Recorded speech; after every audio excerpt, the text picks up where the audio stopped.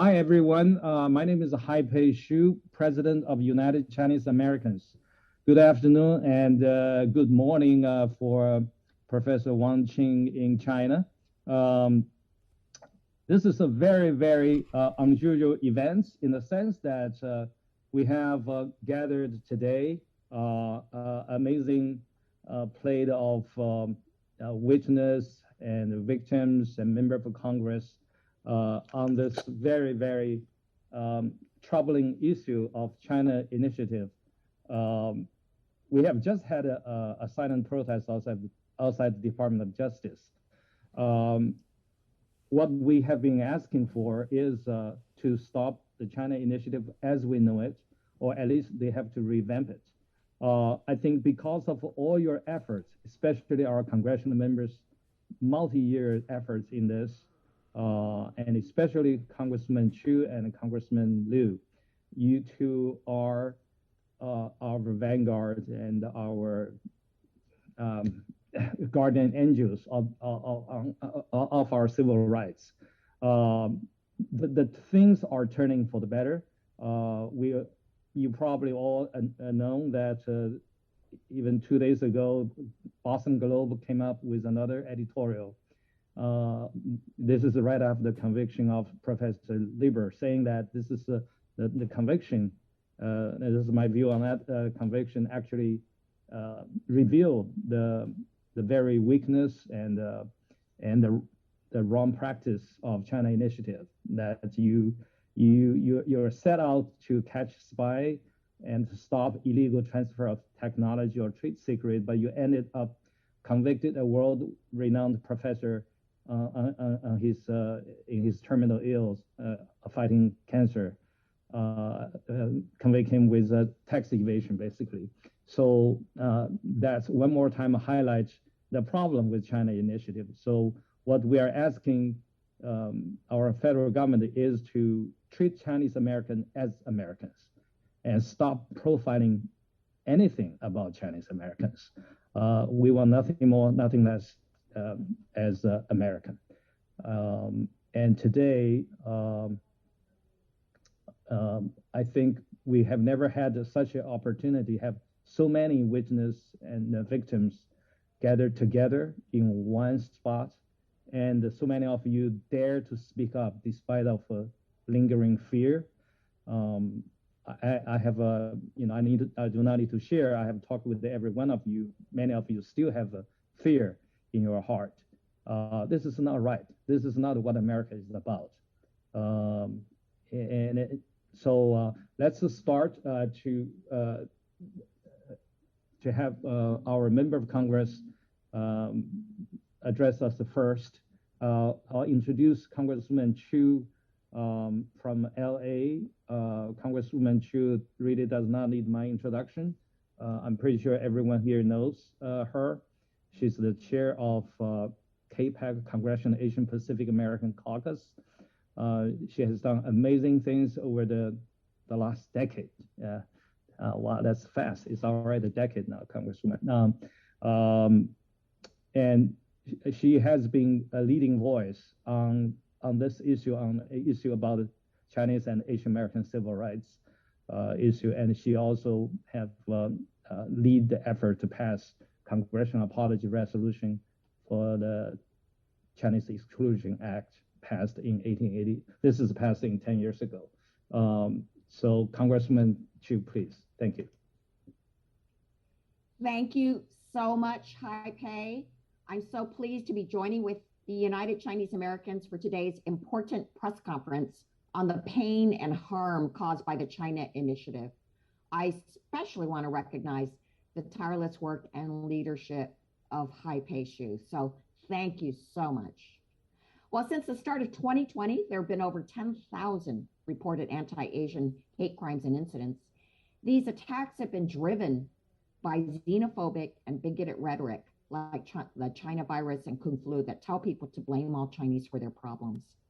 And that is one of many reasons why we in the Congressional Asian Pacific American Caucus, or what we call CAPAC, which I lead, have made it a priority to end the China initiative a Department of Justice program aimed at countering espionage in our universities, but which is really just an exercise in racial profiling. Just family ties to China can be enough to trigger an investigation and have your life and career ruined by a criminal conviction. This has real consequences for the way these investigations play out, with chilling effects for both the Chinese American community and our country as a whole. First, by looking specifically at Chinese scientists, we might be missing real instances of espionage from other countries. As former CIA Director Robert Gates said, there are probably a dozen or 15 countries that steal our technology. But only one country, China, has been deemed to require what FBI Director Christopher Wray called a whole of society response. This is the exact kind of language that leads to widespread mistrust of Chinese Americans. Second, this initiative prioritizes convictions, not justice. And that has too often meant bringing a case without sufficient grounds, something that has upended the lives of people like Dr. An Minghu, who was the first case to be brought under trial under the China Initiative. You will hear from Dr. Hu and his lawyer today, but what is shocking is that even after the FBI agents involved admitted under oath to knowingly building their case against him on falsified evidence, and with the case ended in a mistrial, the US government still said they intended to retry the case. Fortunately, in September, a US district judge rejected the Department of Justice's request for a retrial and completely acquitted Dr. Hu. While I'm glad that Dr. Hu has been cleared, the damage has been already done.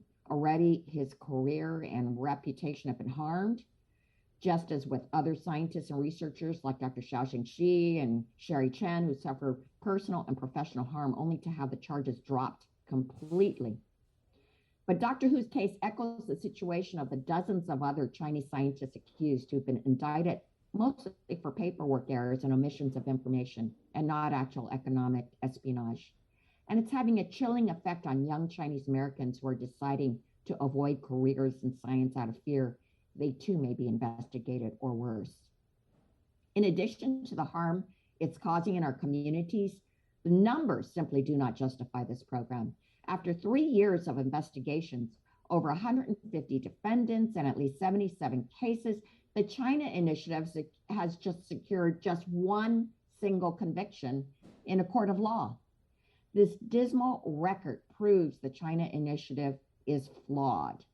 The fact that the vast majority of the people investigated have been Chinese academics who've had the charges dropped without explanation shows how prioritizing investigations based on race or ethnicity perverts these investigations, leading investigators to use faulty or fabricated evidence to pursue suspects in search of crimes instead of pursuing crimes in search of suspects. Now, all of these reasons are why we in CAPAC have pushed for the China Initiative to end. There is a legitimate need for counter-espionage work in our government, but that work must be based on evidence and not race. And I'm optimistic that we can make this change because already by speaking out, we've gotten the US government to end a shadowy unit at the Department of Commerce that had been investigating without any oversight anybody that they thought could be a security risk. They were given free rein, this Investigations and Threat Management Service, or ITMS unit. They opened investigations on 2,000 employees, mostly Asian and Middle Eastern, based on their ethnicity and without their knowledge. When I heard about this unit, I immediately called for it to be disbanded. We in CAPAC then met with the Secretary of Commerce, Gina Raimondo, to press her on it. And thankfully, she has indeed ended this unit. But there's so much more that we need to do. We in CAPAC issued messaging guidance to every member of Congress on not using Cold War rhetoric when discussing China that would paint all Chinese people as threats and put innocent Chinese Americans at risk. We recently fought back against an amendment that a Republican Congress member wanted to put in the Agriculture Appropriations Bill, barring all Chinese nationals from owning U.S. agricultural land. Because of our protests, it was finally changed to barring only the Chinese companies wholly or partially owned by the government of China. However, we could not get it changed to also include Russia, Iran, and North Korea. And I ask, how could it be more acceptable for Vladimir Putin to own U.S. agricultural land than Xi Jinping? Due to our urging, Congressmember Jamie Raskin agreed to host a very powerful House Government and Oversight Committee roundtable on this issue, in which we heard from speakers like Dr. Xiaosheng Qi and former Energy Secretary Stephen Chu. Afterwards, Congress members said to me, I had no idea all this was happening to Chinese scientists and engineers.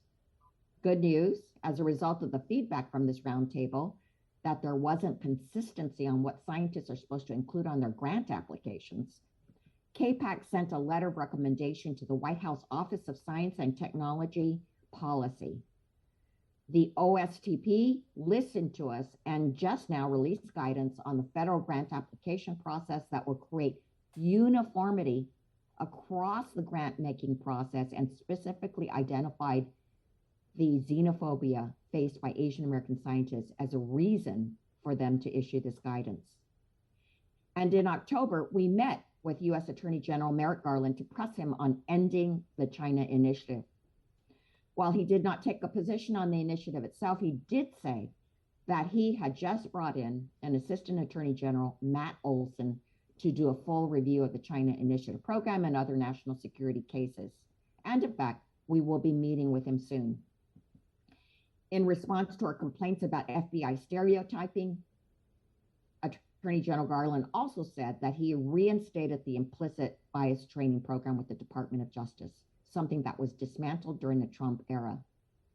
The most important thing we did in the meeting was for him to know that we are watching to see if the Department of Justice oversteps, and if they do, we are ready to fight back. So thank you, UCA, for being such partners in this fight. It is only with your advocacy that we will be able to ensure justice and equality for all. Thank you, Congressman Chu. It's just amazing. We heard all this from you, some even new to me. Okay, next we will have Congressman Ted Lieu.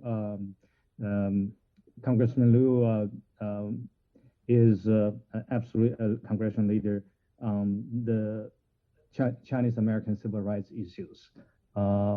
We have worked together about 6 years ago, together with the Congressman Chu and others, Mike Honda and others, starting with Sherry Chen and then Xiaosheng Qi. So over the years, you can always turn to Congressman Lieu for his support on these issues. And he's been using his perch at Judiciary Committee to address these legal concerns and civil rights concerns whenever he has an opportunity. And just very recently, he has issued a letter that is co-signed by over 90 members of Congress, a letter addressing the same concerns we're talking about here to Attorney General. And all this has made a difference. And as Congressman Chu said, that all this CAPAC's efforts, members' efforts, our media. And by the way, I just want to share one quick anecdote. We had a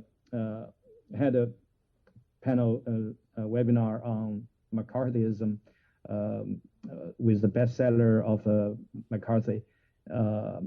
And I asked the author that what did the media do during the 50s when McCarthyism was in the heydays. And he said that basically media is silent or played along.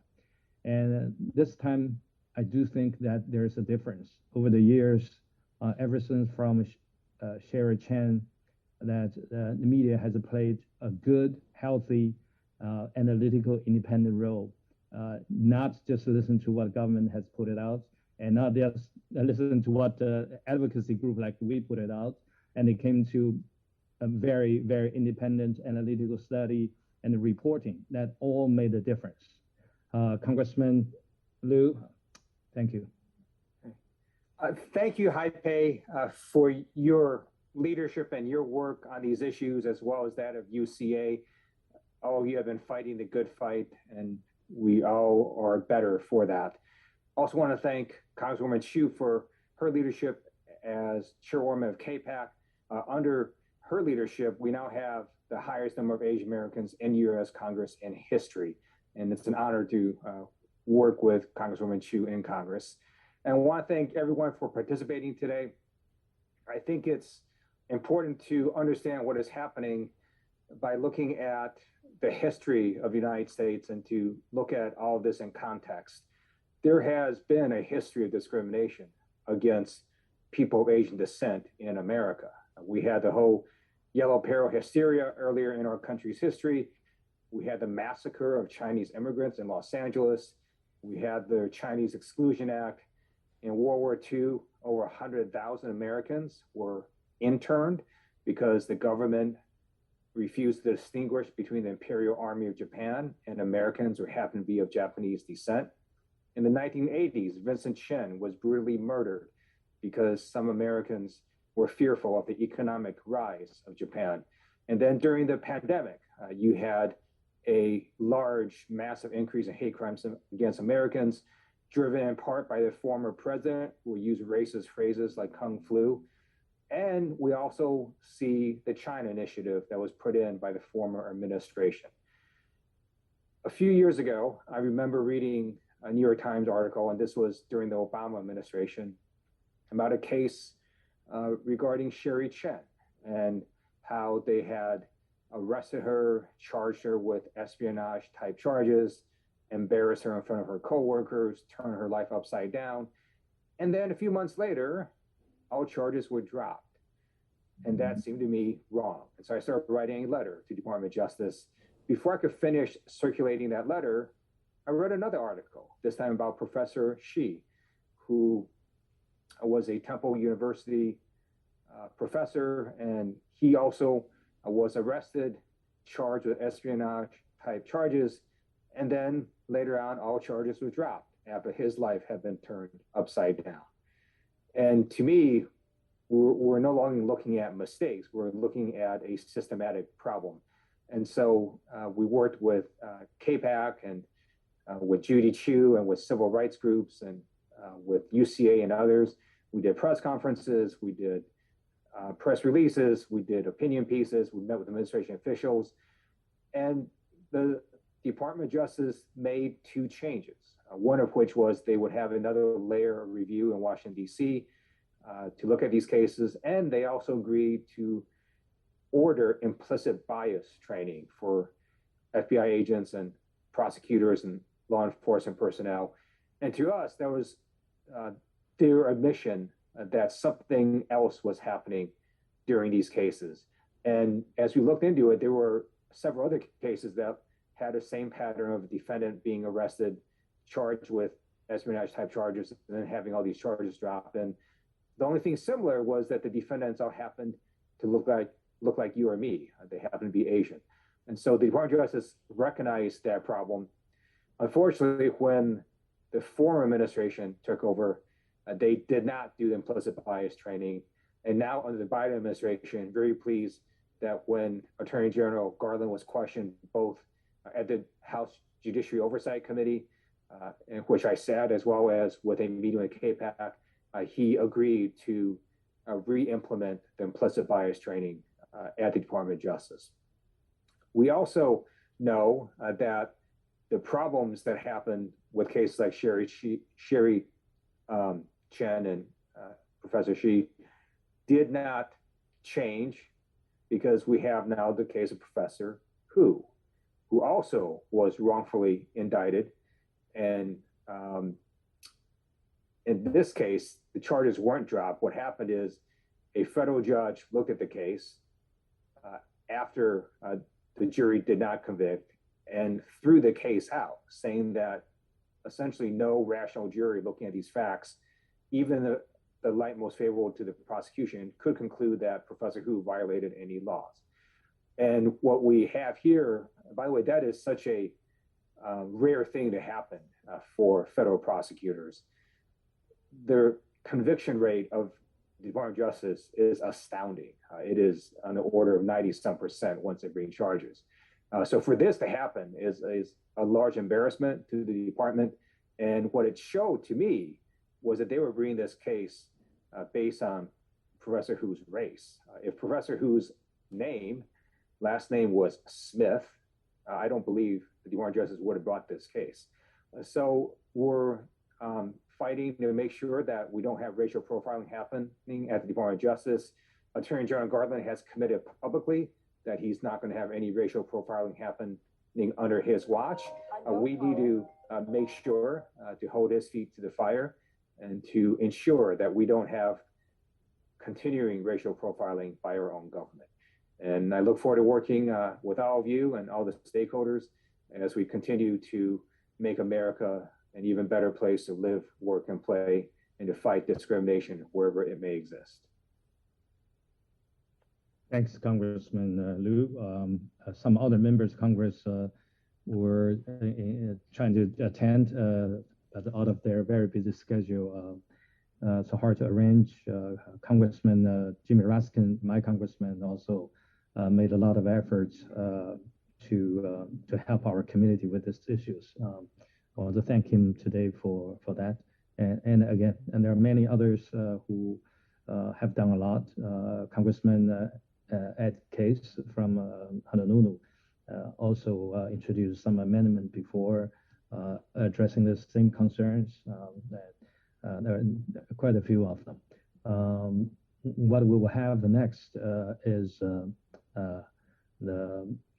well, I guess I can say the famed and legendary Phil Nobunaga.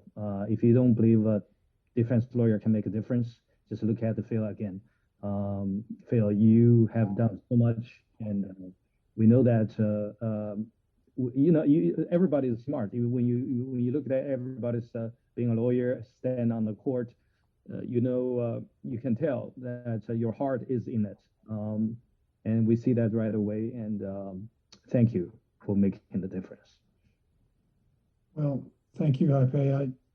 I don't want to take any credit for this because we were just doing our best, and we did a lot of praying during this trial. I believe our prayers were answered. I just want to briefly say my impressions of what happened and how it happened, and it's hard to come up with a solution of what to do other than what everybody is doing, is raising the issue and pointing out the problems with the China initiative. And I think that very phrase, China initiative, is what drove our FBI agent in this case, and some of the other actors in the case, to go to the extent that they went to try to get a conviction on Meng Hu. Their initiative means go after Chinese. It's a China initiative. That means we go after Chinese, and that's where they were wrong to begin with. They should have gone after espionage wherever it was, and not focus on a race of people that are wonderful individuals, wonderful people in this world, and every race has the good and the bad. But in this particular case, I believe that the agent wanted to bring a case in the Eastern District of Tennessee, along with the U.S. attorneys here wanted to bring a case. And so it was easy to go after Chinese professors because they publish everything they do. And if you go to the University of Tennessee and look at the roster, you can pretty much tell by the names who might be of Asian descent. And then if you look at their publications, you can see what they have written. And then what our investigation agents tried to do is to extrapolate publications and simple innocent activity into some sort of crime. At first, they investigated for over a year and a half, following Professor Hu around without him knowing he was being followed. They didn't find anything, And then they started looking at UT's internal paperwork without Professor Hu knowing it, and saw that he had answered a question that they thought was a wrong answer, which we believe, and I think the judge acknowledged, was not a wrong answer. But the question was, do you have outside employment? But it was under a conflict of interest form, and it said go to policy manual 5100 and to find instructions on how to fill out this conflict of interest form. And when you go there, it's pretty obvious that you have to have at least $10,000 or more a year income from a different source to be a conflict of interest. And Professor Hu did not have that kind of commitment with anybody else. So he didn't answer that he had that conflict of interest or have that outside interest, which was mostly on his part-time anyway. But the FBI took that and said, well, he lied. And why did he lie? Well, we have to find out why he lied. And then they looked at the kind of grants he was working on. In fact, he even told the agents a year and a half or 2 years prior to that, when they first came to interview him, that he was working on NASA grants. And so they went to NASA and they looked, and there's such a thing in NASA called a NASA restriction. And NASA restriction that Representative Wolf from Virginia put in the military appropriations bill back in 2011, I believe it was, a 180-page bill. He put in 2 paragraphs that said that NASA shall not collaborate bilaterally in its grants with China or Chinese corporations. So that was put into the NASA restrictions. They call that a NASA restriction. NASA was not to give grants to people that were either China or Chinese corporation or collaborated with China or Chinese corporations. And from there, they twisted the words around and said that, well, Professor Hu got a grant on behalf of UT, a NASA grant, and he's got a part-time job over in China. So he didn't collaborate with them, but he must be China or a Chinese corporation himself, which didn't make any sense. And the NASA restriction, we believe, was the first time this was interpreted by any court. And it just didn't make sense, but they used the language to say that he filled out improperly the paperwork to get a NASA grant. But the judge saw through that. First of all, Meng was charged with wire fraud, and we pointed out that we believe wire fraud requires some theft or some taking or injury to the victim. And we showed in court that NASA got everything they bargained for. In fact, they wanted Professor Hu to work on this project because he had the expertise and he had the skill that they were looking for. And they were satisfied with everything he did. So, no harm, no foul. And the judge talked about that being a defense. The judge also talked about the NASA restriction being so vague that there was no way that anybody could understand what kind of restriction or what kind of obligation you had based on the wording of the NASA restriction. And the University of Tennessee had very little training or education to try to explain to its professors what the NASA restriction meant. And in fact, in their applications, they put a phrase at the end of it, but we do not believe that the NASA restriction applies to UT faculty anyway. So the whole thing was ill-conceived on their part. And luckily, we had some jurors that did not just agree with the prosecution because the prosecution was bringing a case. And we had 2 people at least that would not change their mind and voted not guilty. And they hung the jury. And because we had filed a motion to dismiss based on vagueness and based on insufficient evidence of guilt, a Rule 29 motion, the judge did not rule on that pre-trial, did not rule on it during the trial, did not rule on it at the end of the trial, asked me if I wanted to renew it, and yes, I did. And then the jury came back with a hung verdict. And then a couple of weeks later, we asked the government if they were going to retry it. And the judge, by paperwork filed with the court, and the judge said, yeah, tell us if you're going to retry it. They said, yes, we're going to retry it. And then the judge ruled on our Rule 29. I think the judge didn't want to have to make a decision, unless he had to, but in the end, to come up with justice in this case, he made a decision that there was not sufficient evidence of guilt that even a reasonable juror, any reasonable juror, could find guilt in this case.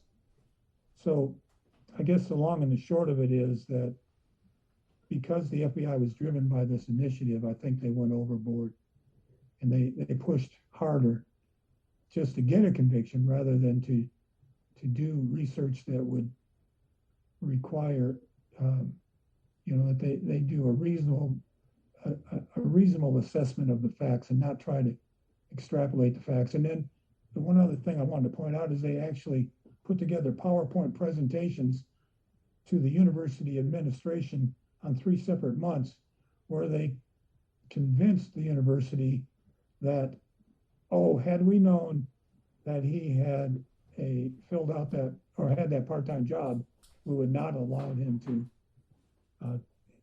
get a grant, which, in my opinion, until the FBI told them they shouldn't think that way, they didn't think that way. So, we have to be vigilant, and we have to look out for the rights of people, because when things get rolling and the initiatives get rolling, I think common sense and freedom and the presumption of innocence seems to go out the window. So we have to be vigilant and keep pushing back. And I'm just glad that I was part of a process that I think maybe with all the work of all of the organizations and the congressmen and everybody, the newspaper reporting, I think is making an impact. And now they're changing it. They're making sure that the universities explain what their professors have to do. They're making guidelines that are more clear so everybody knows what they have to do. And if somebody does something wrong, then they can't hide behind a vague statute anymore. And I'm not saying Professor Hu did anything wrong, because right from the beginning, I truly believed he was innocent, and I think that's what really made us work hard on the case. And I want to thank you all. Thanks, Phil. Thank you so much. Just want to our audience know that if you have any questions, you can use the question and answer function of the Zoom, and if we have time, we will try to answer some of your questions after our reporters have their first shot. Next, we will have Jimmy Satterfield, who reported the whole process of the trial. I think she's been sitting there every single day, and every one of us for a few days, or maybe more for a week, reading Knoxville News as if it is much more important than New York Times, which to me for that week it is. And every single day we read the report from the trench by Jimmy. I think her report made a difference. Again, as I want to say that I'm very grateful over the last 6 years, ever since the breakout of Sherry Chen's story, that our media has done amazing work. Put their mind, put their analysis, and listen to everybody, not just the government. And that has made a difference. Thanks, Jimmy. Thank you all. Thank you for having me. I will say that my impression from listening to the evidence as it unfolded in Dr. Hu's trial was that you had an agent who wanted to make a name for himself under the Trump administration and using this China initiative. And it's clear that all he really did was Google around with some Chinese professors' names until he found some mention of Doctor Who and the Beijing University. Doctor Who, in every study and research paper that he produced, he was always, it seemed to me, that the evidence was that he was very clear that he had some collaboration on various projects with members of Beijing University, where he had a part-time job, as Phil said. The thing that troubled me about this right away was testimony that the agent himself met with Doctor Who and told Doctor Who that he did not believe that Doctor Who was a spy or involved in espionage. And it was only after Doctor Who refused to become an operative for the government that this agent then began stalking this man, stalking his son, who was a University of Tennessee student. And essentially what the FBI and the Department of Justice did was roll over the University of Tennessee, and they very willingly threw Doctor Who under the bus. I've said this many times, but it's just the truth, because the testimony was clear that Doctor Who had been advised, as all faculty were, that this NASA restriction did not apply, that the university did not believe it applied to faculty members. Dr. Who filled out his forms as he was instructed to do. The University of Tennessee had no problem with using Dr. Who, because believe me, when you have somebody of Dr. Who's caliber, and you've got agencies like NASA that want this man's intelligence and his technology, all the things that he has done, he was of great value to the University of Tennessee. And they were the ones that were benefiting. Dr. Who didn't get any money out of this. There were 2 NASA grants, as I recall, and the money goes to the university. NASA got what it asked for, and I believe that although the greater issue of this initiative is to me absolutely profiling. If they had a white woman's initiative, I might be on the target list, right? But in this particular case, I think this agent's ego came to bear. It is unfortunate that the U.S. attorney at that time, who was a Trump appointee, allowed this case to go forward. They could have shut that down. And it was very significant that he was not charged with anything related to espionage. But when they put out a press release about it, you certainly thought he was a spy. And the University of Tennessee immediately puts out a press release throwing him under the bus. We're getting rid of him. We had no idea. The man did nothing wrong, nothing. Now, you could argue that perhaps the judge could have stopped this in the beginning. But I do respect Judge Tom Varlin. As I've said before, he wanted to make sure that the media, and in particular me, because of the skill set I have, that we were aware of it and that we covered it. And you know, I was concerned, even though it was clear to me that this case shouldn't even reach a jury. There wasn't even enough proof to reach a jury. I was concerned that in East Tennessee, my home, that prejudice might prevail on that jury. And so I noticed Wendy Chandler, one of the jurors who voted not guilty, is on this panel. And those 2 folks who voted not guilty and stood by their guns, you know, they deserve some credit here as well. But Judge Varlin did allow the process to work. And one thing I want to note is that there was another case, a very high-profile case involving Pilot, the truck stops, the Haslam family. Bill Haslam was a governor of Tennessee at one time. Big Jim Haslam, as I say, big UT supporter, very wealthy family, and the president of Pilot was convicted of defrauding customers and intimidating a witness. And that case got overturned on a technicality, truly, on something that the judge had did that really had no impact. And it should have been a given that the Department of Justice would have retried that man, Mark Hazelwood, but they did not. They said they just didn't want to, it was too much expense. And so they let that guy go, but yet within weeks, we're going to retry Doctor Who. And so thank God that Judge Farland did step in and rule appropriately based on the lack of evidence. And the final thing I'll say is I know the burden that lawyers carry when they believe they have an innocent client. And so thank goodness for Phil Lamonaco and his staff. They well represented Doctor Who. But you know, the saddest thing to me, and I think about his family, his reputation was ruined. He lost his job. I can't imagine how scared his wife was when he was in jail. And you know, if you Google him now, you're very subject to getting some old story that suggests he's a spy. So I don't know how he ever gets out from under that.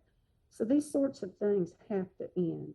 Surely the Department of Justice can catch spies, true spies, without painting some kind of brush over an entire population of people. Without people like Doctor Who, certainly we would not have some of the technology and the know-how that America enjoys today. So thank you for allowing me to be here, and thank you, Haipei and the organizations. I'm so glad that you all are speaking out and that your Congress folks are working hard to make sure that these types of things do not happen again in America. This is wrong. Thank you so much, Jimmy. Thank you. Next, we'll have Wendy Chandler. We never met before. This is the first time over the Zoom. We all have Americans like to say that one man can make a difference. And that's just another case where it is. I told Jimmy, Phil, and Wendy that it is for people like the three of you that more than 30 years ago, I emigrated to this country. And you are the America that I signed up for. I cannot say, there's not much more I can say. That's exactly my mind. So we have Wendy.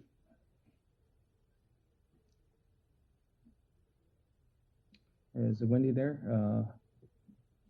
Okay, Wendy, I think, has some issues. Oh, she's back now. Okay. I didn't see Wendy. Is she back?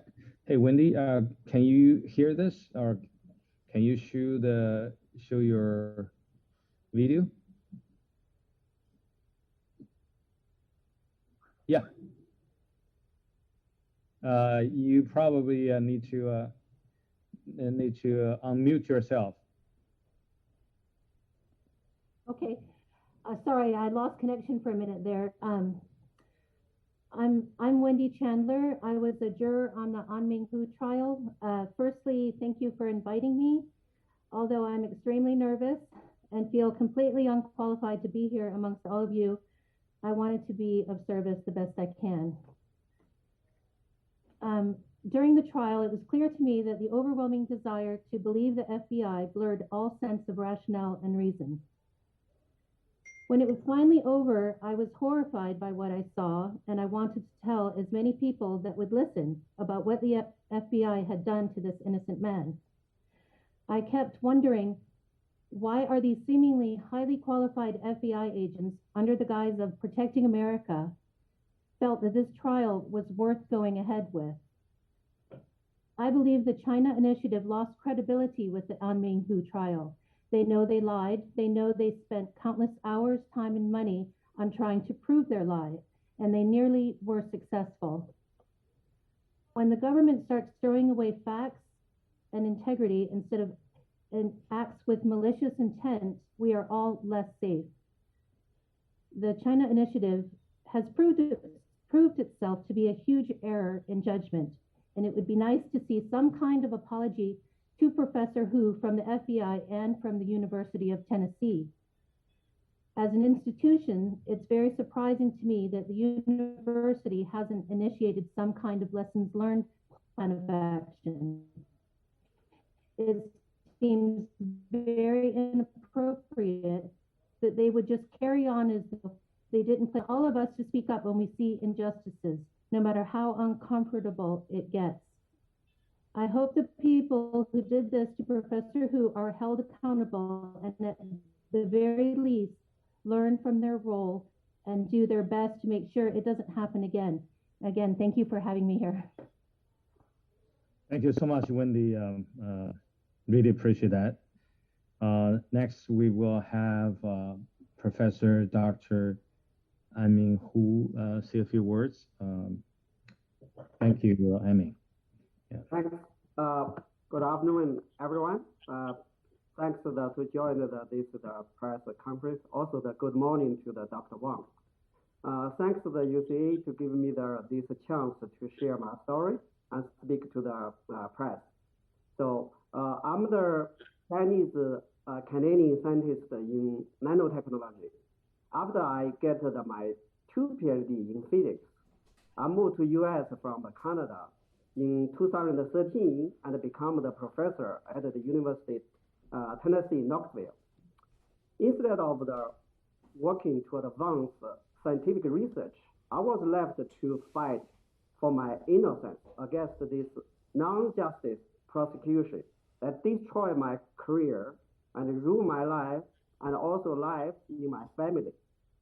I, like many other scientists of Asian descent, are maliciously surveilled and wrongfully prosecuted under this China Initiative of the Department of Justice. I'm the victim of a China Initiative. Even today, I cannot resume my university job because I have lost my employment eligibility in US due to this wrongfully prosecution. Let me very brief talk about the wrongfully prosecution against me. So when the FBI agent arrested me, I even don't know why. They told me I was charged by the wire fraud and false statement. But I thought that this must be a serious mistake. Within the same day, I was put on jail. So government charged me with the wire fraud because the accusation that I failed to disclose my affiliation with a Chinese university on the university form connected with my research grant from NASA. In fact, this disclosed form was not part of the grant application. It is for the faculty annual review. Despite my adherence to our university disclosure policy, as Phil Lamonaco explained clearly, I still was charged with federal crime and was placed under the house arrest, separate from my family. In June 2021, my case went to the trial and resulted in the mistrial after the juror deadlock when the concerning of the FBI misconduct came to the light. Despite the outcry from the Asian American community and concern raised by the several members of the Congress and also civil rights groups, the government still wants to retry the case. Fortunately, in September, I was acquitted of all the charge by the federal judge after he carefully checked the evidence we presented during the trial. He ruled the evidence was not sufficient for a juror to convict me on any of the charge brought against me. But it is very crucial to highlight the racial profiling in my case. Although I was acquitted, the main point here is that what happened to me is part of the broad pattern of the racial targeting and profiling of scientists and research of Asian descent who face mass investigation, surveillance, and criminal prosecution for similar charges. Serious concern of the alert the FBI misconduct has surfaced in the China Initiative. The other case include mine. An FBI agent started my case by Google search my summer seminar in China on the website and translate the Chinese material with the Google translation. Prior to my arrest, FBI conducted the undercover surveillance and followed me for over a year and a half in an effort to catch spy. They even surveilled my college student son. They didn't find any evidence of economy espionage or any other criminal activity, but they still persecuted me. So I cannot forget the great pain caused by this unjust prosecution. Prior to my arrest, I have hoped to become the U.S. citizen and waiting for the green card in America. I love my job as a university professor, which allowed me to share my knowledge with students and while working on the research. Within hours of my arrest, I have lost the career I built all my life. The university suspended me without pay and later terminated my tenureship. Overnight, I lost my job, my research, and also my students. So after being under the house arrest, I struggle with my physical and mental health. I have the type 2 diabetes and need regular medical care. But for a long time, I'm not allowed to see a doctor or even go to the deck of my own house to get fresh air. I was treated like the prisoner, and my house is like the jail cell. Lost my job and being separated from my family significantly affected my mental health. I become depressed and often question my decision to leave Canada and move to US and devote my life to the research in this country. It was a very dark time of my life. But I refused to give up. I was committed to fight against this injustice and fight for my innocence. I was very respectful to the independent U.S. law system, which stick on the justice and the fairness, and there's I have a chance to be acquitted. After my acquittal until now, I'm still trying to pick up the piece of my life and restore my reputation that has been shattered by this persecution. I was very grateful to the overwhelming support I received from members of Congress, journalists, community organizations, civil rights groups, professors and faculty organizations, including my colleagues at UTK, who are support my reinstatement. Move forward, I hope to continue my work as a scientist and educator in this country, which I already attributed to. I'm waiting for the U.S. Civil and Immigration Service to prove my employment eligibility. Asian American scientists and professors have significantly contributed to the leadership of the U.S. in science and technology. Wrongfully targeting those talented Chinese and Asian Americans will not make the United States strong. Thank you so much for your listening. Thank you so much, Professor Hu, and thank you for insisting on going through the trial at a huge risk to you, your family.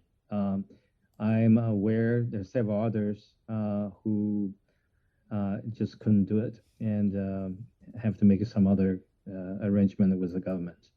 And we all know what kind of emotional, financial costs it takes on a family. And in your case, you have great friends, great lawyers. Count yourself as one of the blessed ones. Thanks. So next we will have Dr. Wang Qing, who used to be a research professor at the leading Cleveland Clinic and had many breakthrough research. And he was charged, and later on, after long periods, all the money spent, the government dropped the charges. And yes, government will never say apologize. And he now has to be, this is really the land that broke his heart, and he went back to China. I'll let Dr. Wang speak about his story. Thanks. Yes, thank you very much, Pei, for invitation to participate in this very important event. Similar to Amin Hu, I'm also a victim of this China Initiative. I think the China Initiative is really a politically motivated witch hunt movement. It is a racial profiling plan and purely political. It discriminates against China-born scientists, and it's deliberate harassment and political assassination of China-born scientists. It is wrong to use national security as an excuse to prosecute scientists like us who work on basic science, and all our work is published in the public domains. So I think the China Initiative should be stopped immediately to prevent it from hurting more highly talented scientists. I suffered tremendously from the China Initiative. My family suffered tremendously.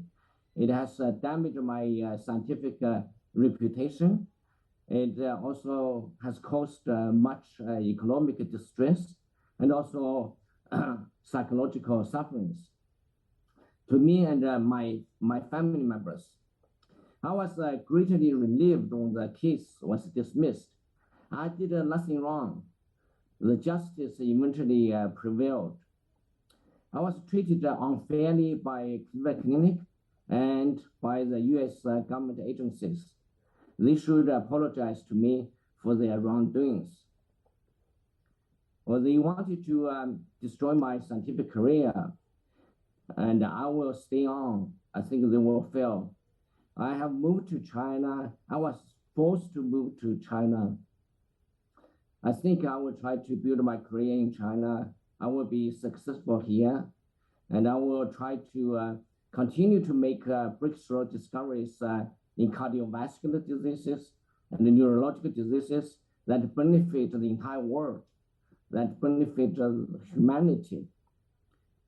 I will make these discoveries without fear of political persecution by the U.S. grant agencies and FBI and other government agencies. Thank you all. Thank you very much for allowing me to participate in this event.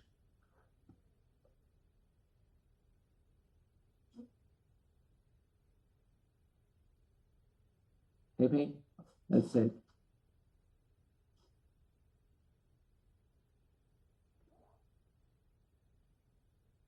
I think Pepe is tied up with something probably. Okay. Sorry about that.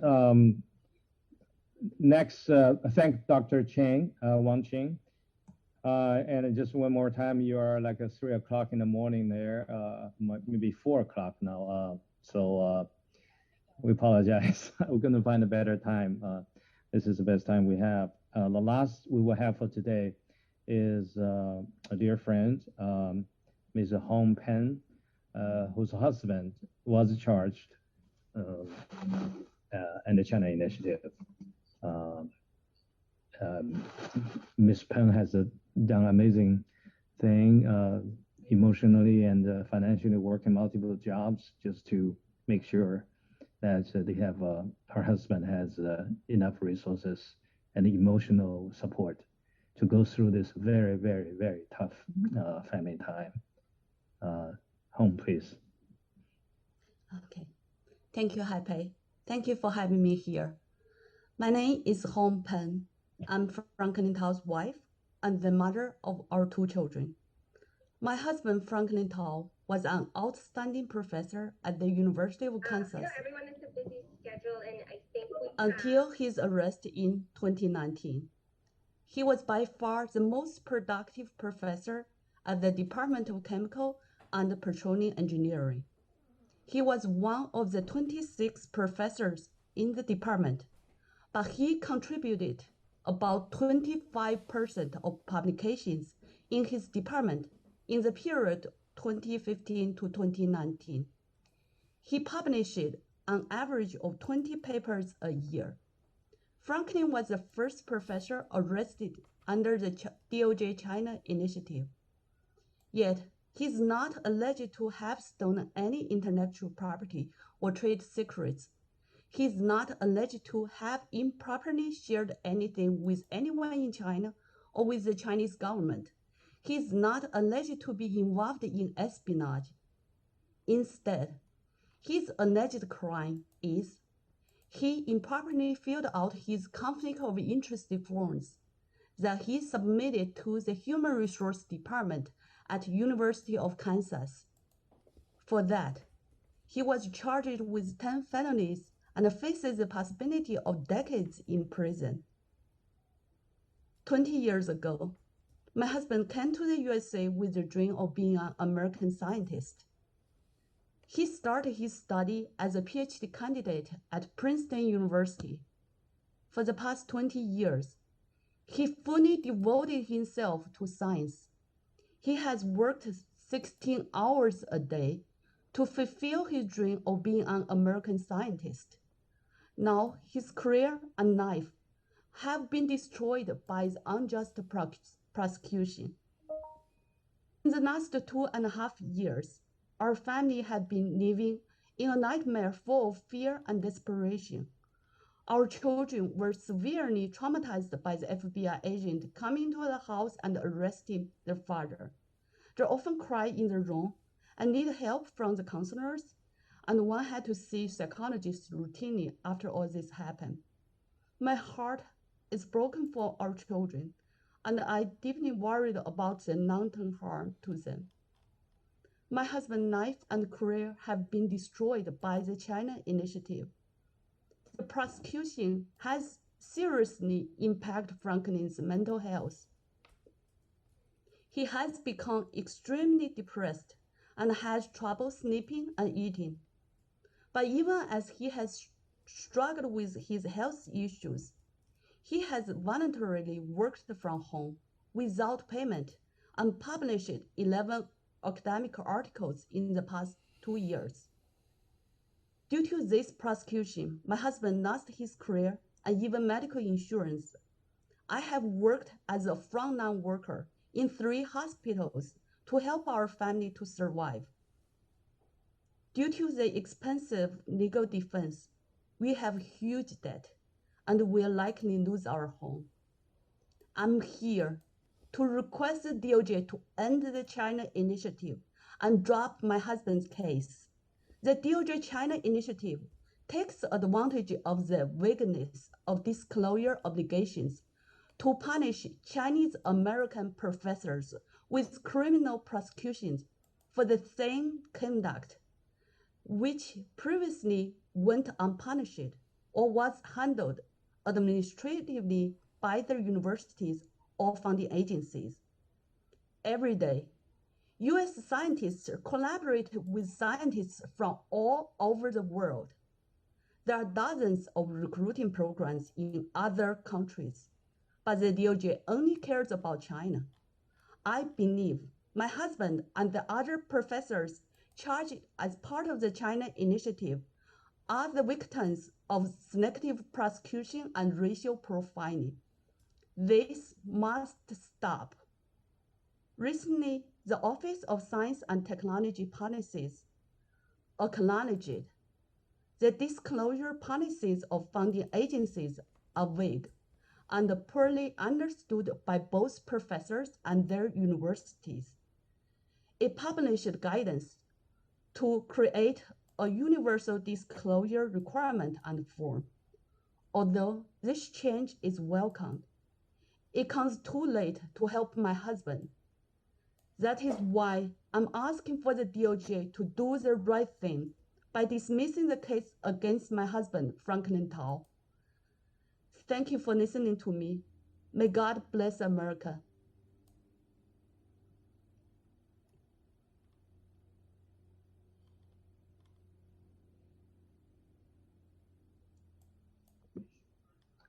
Thank you, Ms. Peng, for your heartbreaking story. What your family have suffered through is exactly what get me up every day. So this is now we can open up to our people in the media and reporter. If you this is your time, you can ask any question to any of you. Just let us know your name. That's it.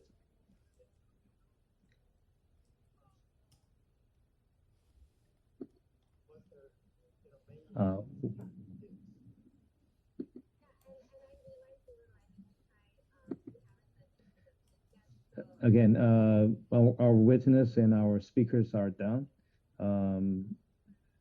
7 or 8 of them here. We open this time up for you if you have any questions, either for one person or a question at all of us. That will be appreciated.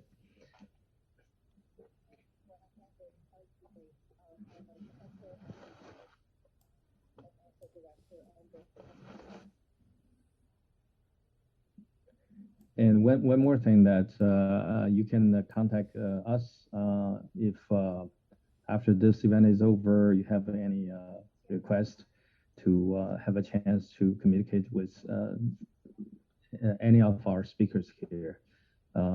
We will help to put you together so that you can know more about what's going on. Do we have any questions from the audience? The question and answer.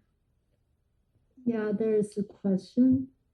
Why is it so difficult for DOJ, the government, to address the issues appeared in the China initiative? Is the U.S. government being the government of the people, by the people, for the people? I don't know which question is that. Question 4. Probably our member of Congress should be the best person to answer them. But any of you want to take a shot at that questions? Why it is so difficult for our government, and in this case DOJ, to change or to change their tactics?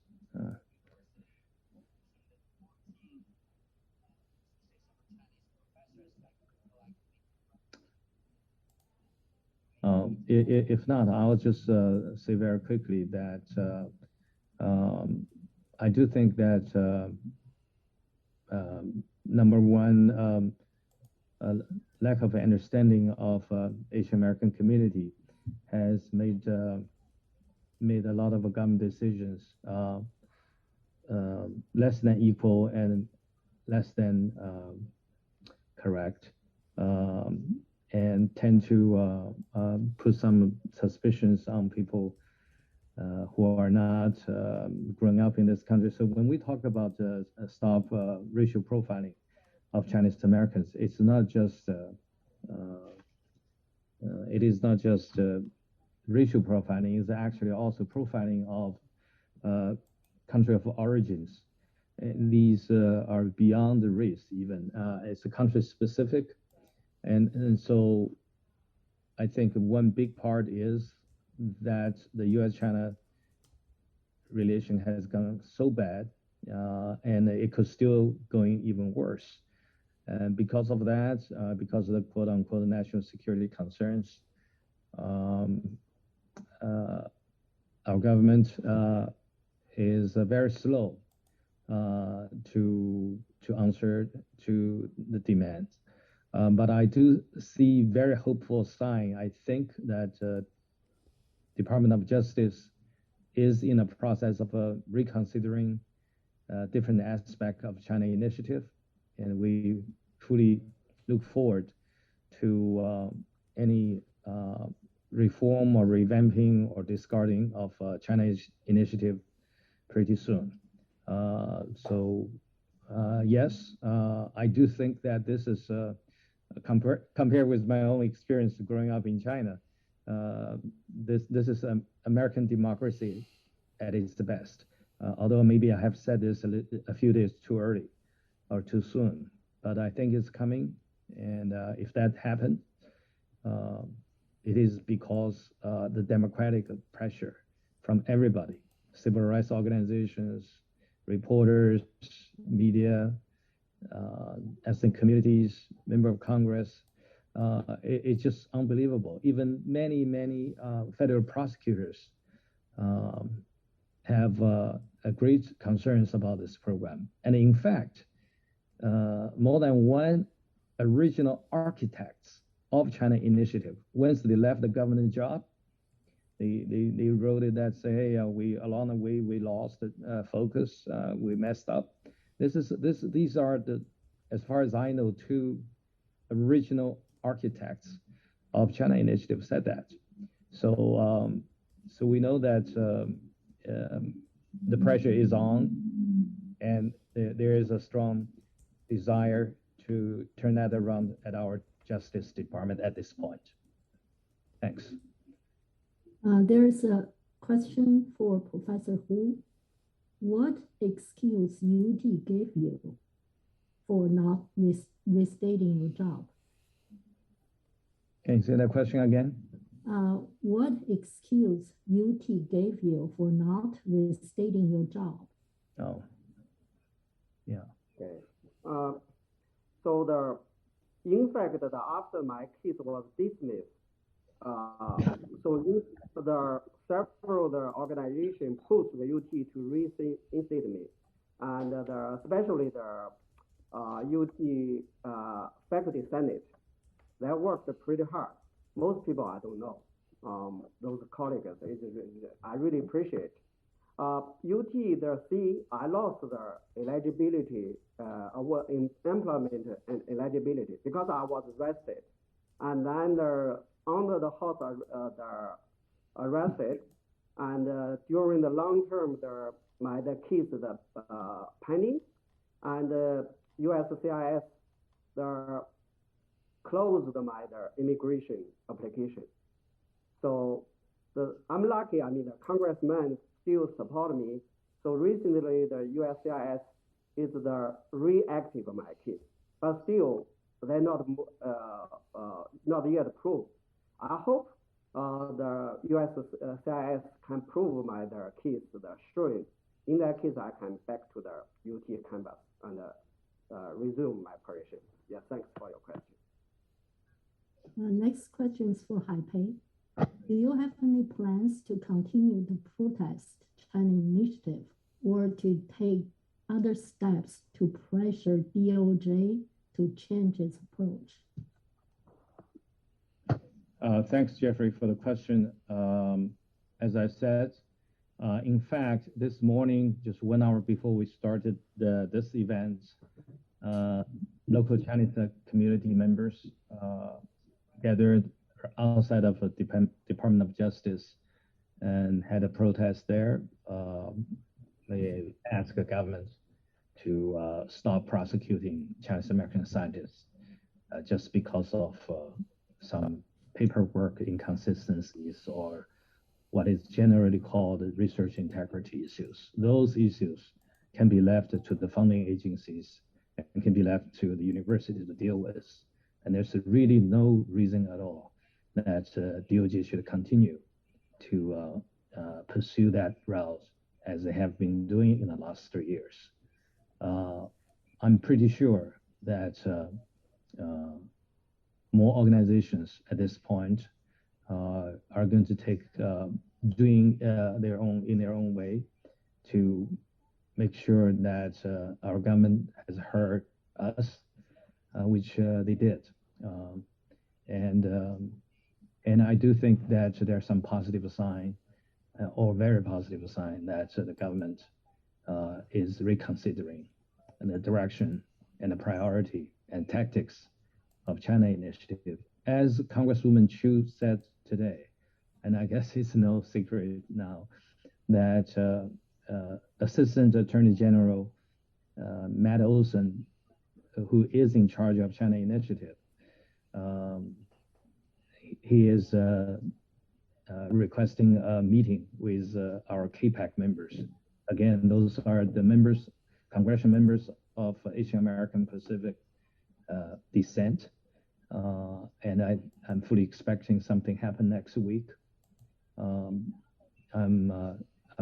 just sense that I know that the DOJ has done some listening and communications with outside groups, and now to our member of Congress. These are all good signs in the right directions. And rest assured that we will continue to work to make sure that China Initiative, whether it will be called China Initiative or not, will be directed its resources at what it should do, and catch spies and stop illegal technology transfer, and not planting fears among the Chinese American scientist community who made a tremendous contribution to this country. I'm aware that some recent studies said that 1/3 of the research on artificial intelligence in this country is done by Chinese American scientists, while our population in this country is only 1.5%. So instead of really, I think our government should give a gold medal to the Chinese American scientists who worked the hardest, and look at how many papers that they have published every single day in the world-renowned journals. They did all this integrating, hardworking research day and out in the lab. As our two speakers here has amply represented. Without them, this country's technology lead and leadership will be very different. So that's the message I want to have to our government, and it will absolutely continue to pursue until the DOJ has changed the China Initiative.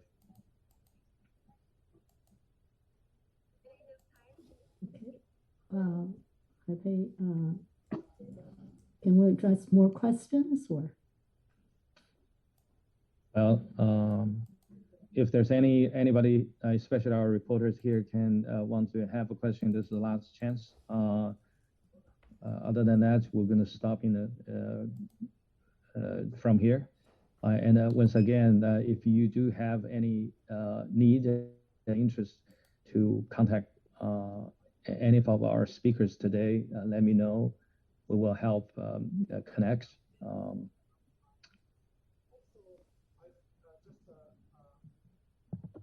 Thank you very much. This event is ended now. We thank you very much for all the speakers and our reporter friends, and we thank Chi-Hong and Yuan Wen, whose technical support made this possible. And also thanks to our member of Congress. Again, there are several more who would like to join us, but they are busy with some other stuff. They wrote me separately and expressed they're sorry they couldn't make it. Again, this is for the history. This is not just one incident. This is about what America we are looking forward to. And this is about our democracy. So I really feel very grateful to have known all of you, and I'm grateful that UCA has been fortunate to work with many victims of China Initiative. And in fact, even before China Initiative, as we said earlier today, starting from Wen Ho Lee in more than 20 years ago, and more than 60 years ago from Sherry Chen, who is still today fighting for her civil rights after being acquitted. The government never apologized. Xiaoxing Xi, another famed victim of not China Initiative, but our government's overzealous and selective prosecution. It's really, if you get to know the stories of all these feminists, it breaks your heart. I have heard too many of these stories. I don't want to hear any more. And I want DOJ to stop prosecuting Chinese American scientists just because some allegedly paperwork errors or research integrity issues. We are better than that. We are Americans. And we come to this country for the rule of law, for the respect of human and civil rights, and to do nothing but do research. So please, let the Chinese American scientists go back to do their research. That is what they are good at. Thank you, everybody.